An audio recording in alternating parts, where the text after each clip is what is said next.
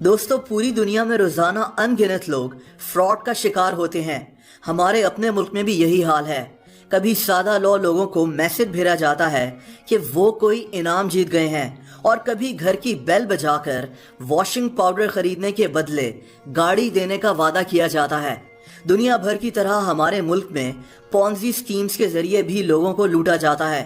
لوگوں سے پیسے لے کر ہر مہینے بھاری منافع دینے کا وعدہ کیا جاتا ہے۔ یہ لوگ دراصل لوگوں سے لیے گئے پیسوں میں سے ہی ان کو کچھ عرصہ منافع دیتے ہیں، اور جب کافی سارے پیسے جمع ہو جاتے ہیں تو یہ فراڈ لوگ غائب ہو جاتے ہیں۔ اس ویڈیو میں آپ کو ایک ایسے ہی حیرت انگیز فراڈ کے متعلق بتاؤں گا جس میں ایک ای میل کے ذریعے آسانی سے پورے بینک کو لوٹ لیا گیا، جس سے یہ بینک تباہ ہو گیا تھا۔ یہ بینکنگ کی تاریخ کا تیسرا بڑا فراڈ تھا۔ یہ کہانی 1995 میں نائجیریا سے شروع ہوتی ہے۔ Emmanuel Nwude Union Bank of Nigeria میں کبھی ڈائریکٹر تھا۔ اس کے پاس بینک میں کام کرنے کا بہت زیادہ تجربہ موجود تھا، لیکن کوئی نہیں جانتا تھا کہ یہ شریف سا دکھنے والا آدمی کتنا بڑا فراڈ کرنے جا رہا ہے۔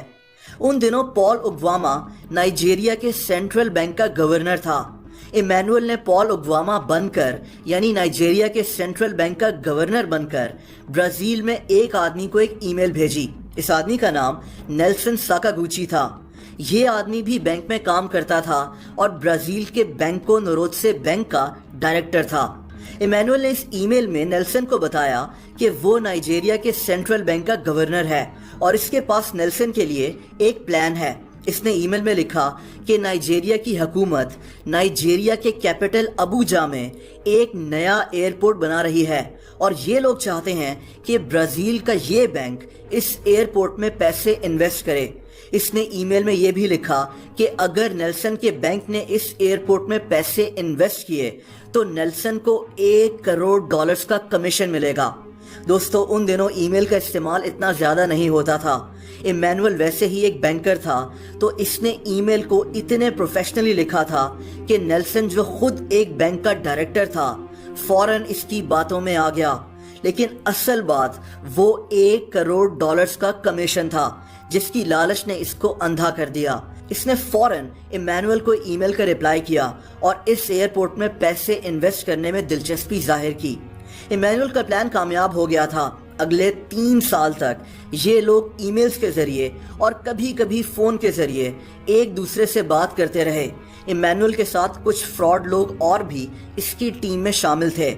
دوستو ایسا کوئی ایئرپورٹ بن ہی نہیں رہا تھا، لیکن نیلسن اتنا لالچی ہو گیا تھا کہ اس نے یہ بات کنفرم کرنے کی بھی زحمت نہیں کی، اور اگلے 3 سال تک ایمینوئل کے ہاتھوں بیوقوف بنتا رہا۔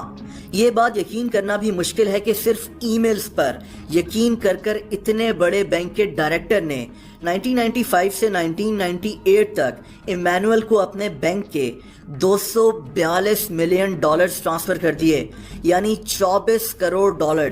یہ سارے پیسے کیمن آئلینڈ کے ایک بینک میں ٹرانسفر کیے گئے تھے۔ ایمینوئل نے صرف ای میلز کے ذریعے بینکنگ کی تاریخ کا تیسرا بڑا فراڈ کیا تھا۔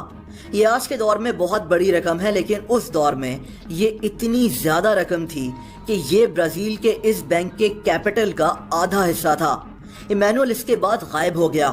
یہ اس بینک کے لیے اتنا بڑا نقصان تھا کہ بینکو نوروتسے بینک تباہی کے قریب پہنچ گیا۔ 1998 میں برازیل میں اس واقعے کے اوپر ایک انویسٹیگیشن شروع ہو گئی، اور پتہ چلا کہ اس بینک کا ڈائریکٹر نیلسن اور کچھ اور سینئر ملازم ای میلز کے ذریعے بیوقوف بن چکے ہیں۔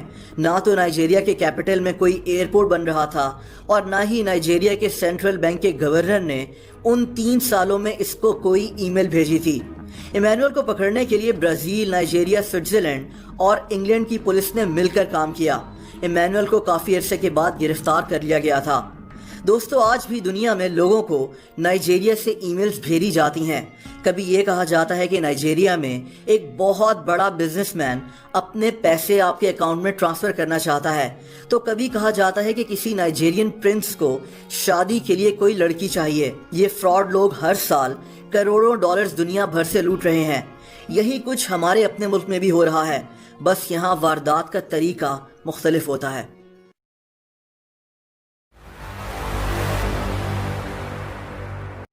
Subscribe now and press the bell icon. Never miss an update.